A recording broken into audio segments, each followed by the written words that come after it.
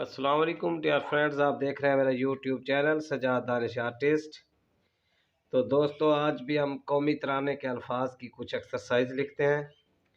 तो ये स्टार्ट कर रहे हैं। रह बरे तरक्की व कमाल, ये अल्फाज लिखते हैं।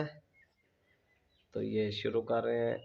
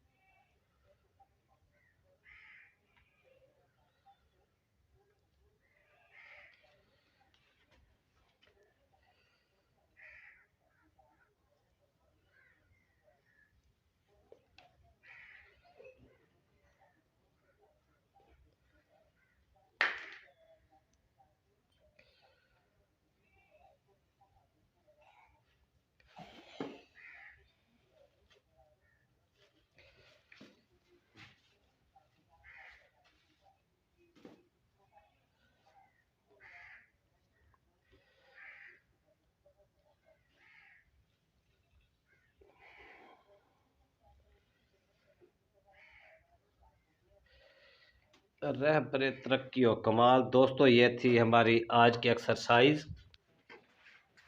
कैसी लगी है ये वीडियो? अच्छी लगी है तो मेरा चैनल लाइक करें, शेयर करें, सब्सक्राइब करें और बेल आइकन को प्रेस कर दें। शुक्रिया।